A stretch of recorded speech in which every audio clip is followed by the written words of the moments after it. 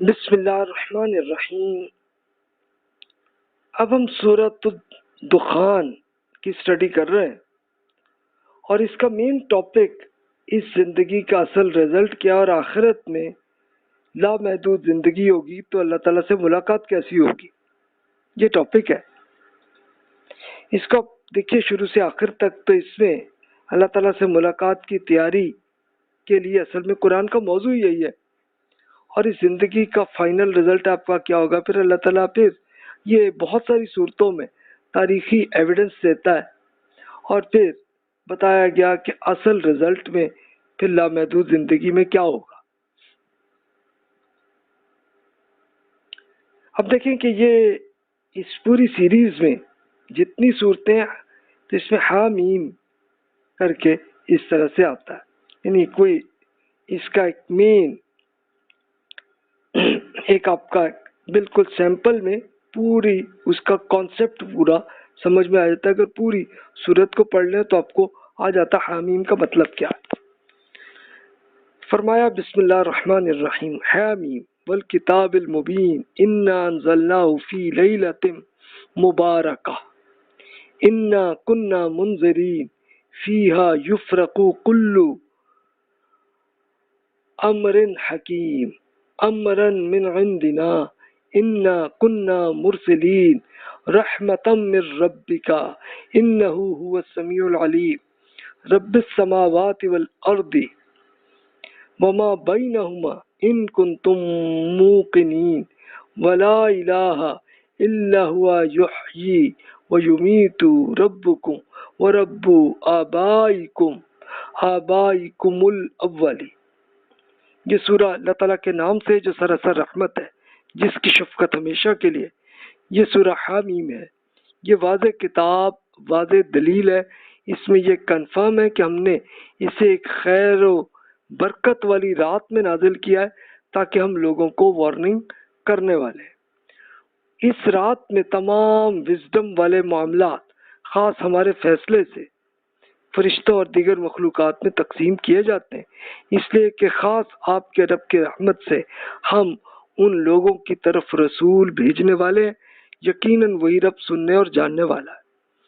اس رب کی رحمت سے جو زمین آسمانوں اور ان کے درمیان کی سب اشیاء کا رب ہے، اگر آپ یقین کرنے والے ہیں تو اس رب کے سوا کوئی اور خدا نہیں ہے۔ وہی رب زندہ کرتا ہے اور وہی مار بھی دیتا ہے۔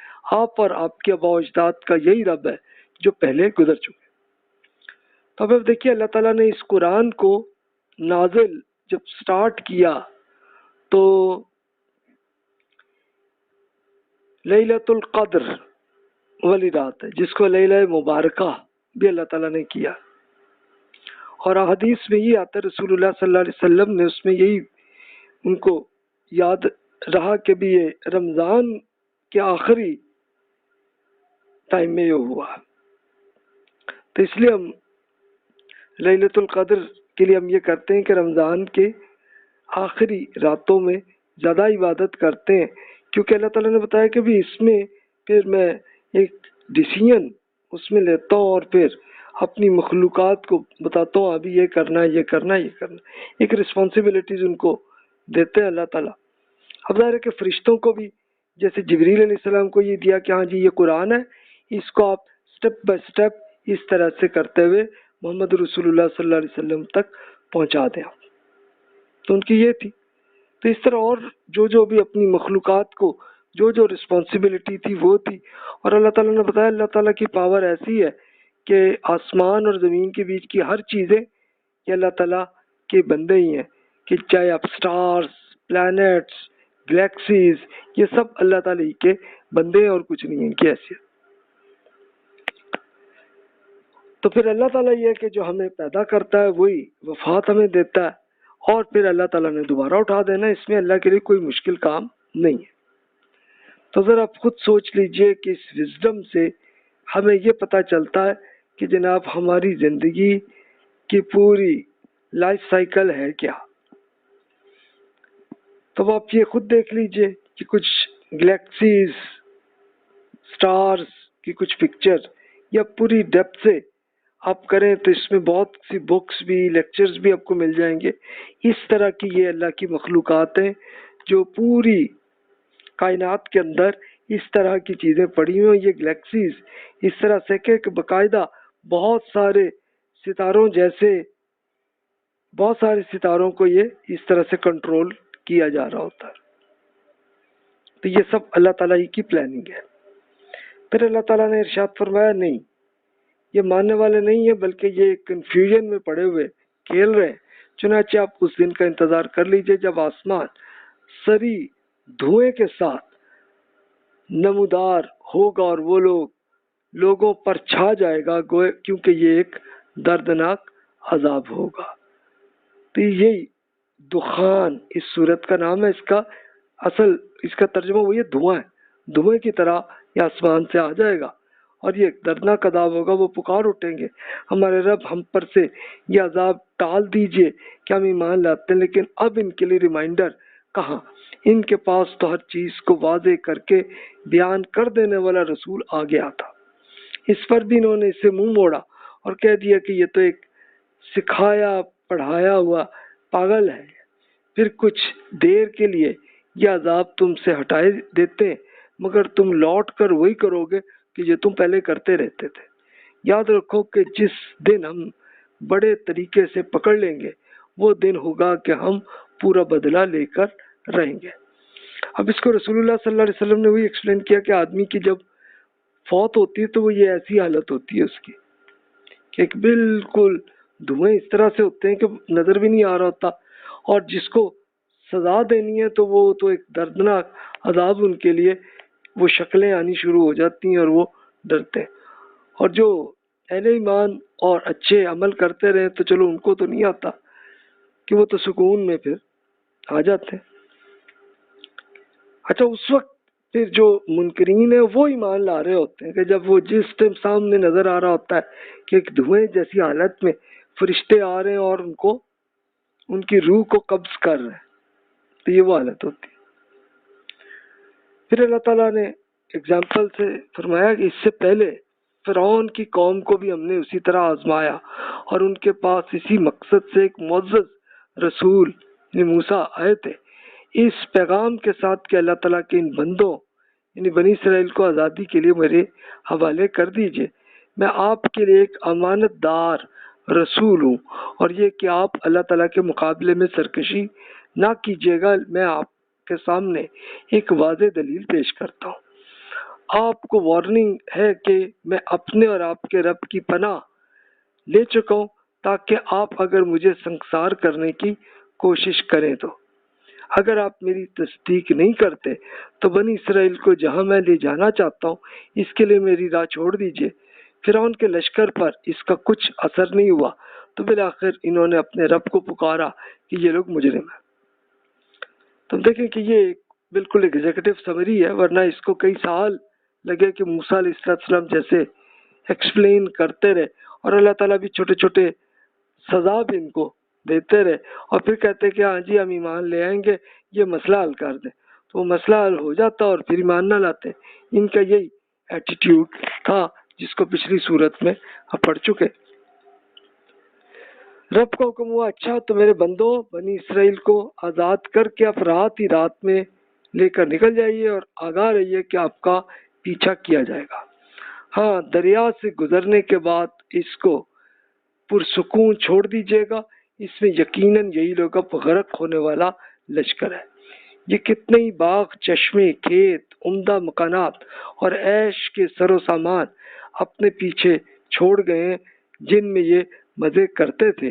اس طرح کے مجرموں کا ساتھ یہی ہوتا ہے. ہم نے ان سب چیزوں کا وارث دوسرے لوگوں کو بنا دیا، پھر نہ آسمان ان پر رویا اور نہ زمین اور نہ انہیں مہلت دی گئی تھی.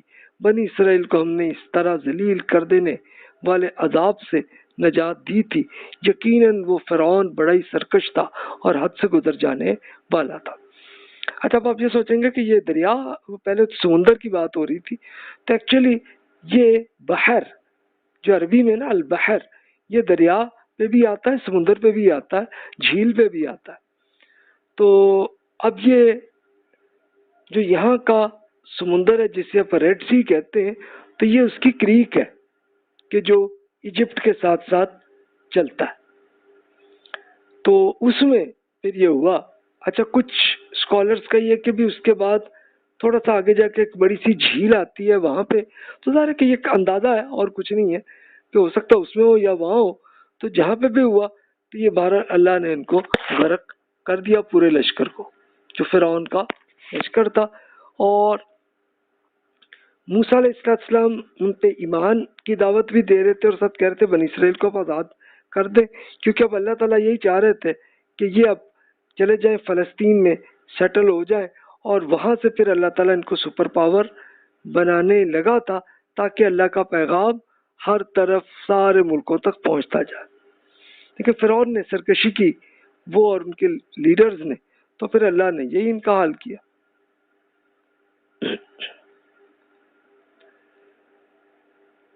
مزید ارشاد ہوا کہ ان بنی اسرائیل کو دیکھ سمجھ کر دنیا والوں پر دعوت دین کی ذمہ داری میں ترجیح دی تھی، اور انہیں ایسے پروف عطا فرمائے تھے جن میں ان کے لیے کھلا ہوا انعام تھا.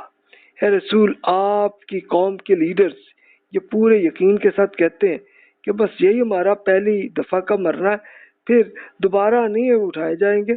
چنانچہ اگر آپ لوگ سچے ہیں تو پھر ہمارے آباء و اجداد کو اٹھا کے لے آئیں. یہ کس بل بوتے پر آپ ہٹ دھرمی دکھا رہے ہیں؟ ان سے پوچھ لیجئے کہ یہ بہتر ہے یا تباہ قوم کے لوگ کے جو ان سے پہلے گزرے. ہم نے انہیں ہلاک کر مارا تھا اس لیے کہ وہ بھی اسی طرح کے مجرم لوگ. اچھا، اب یہ کون تھے؟ اس میں دیکھیں کہ بنی اسرائیل جو بچے تو اللہ تعالیٰ نے حضرت داؤد اور سلیمان علیہ السلام کے زمانے میں سپر پاور بنا دیا، اور ان پہ پھر رسپانسبلٹی تھی کہ وہ اللہ تعالیٰ کے احکامات جو تورات میں، جو 10 کمانڈمنٹس ہیں، یہ اور قوموں میں اور اللہ تعالیٰ کی توحید کی دعوت پہنچائیں. تو ان کے اچھے لوگ کرتے رہے، لیکن پھر وہ جب گمراہی میں آئے تو پھر اس کے بعد آخری ان پہ یہی سزا ہی دی کہ جس میں وہ حضرت عیسیٰ علیہ السلام کے بعد تو پھر یہ ہوا کہ وہ ہمیشہ قومی طور پر غلام بن کر ہی رہیں گے، اور وہ آج کل بھی ہیں. اچھا، یہ تبا یہ عرب قبیلہ تھا حمیر کے بادشاہ. یہ اب ان کا یہ 115 BC سے لے کے 300 CE تک کے زمانے میں یمن میں ان کی حکومت چلی تھی، اور وہیں پہ انہوں نے سد العرم معارب ڈیم جو ہے انہوں نے وہاں بنایا تھا.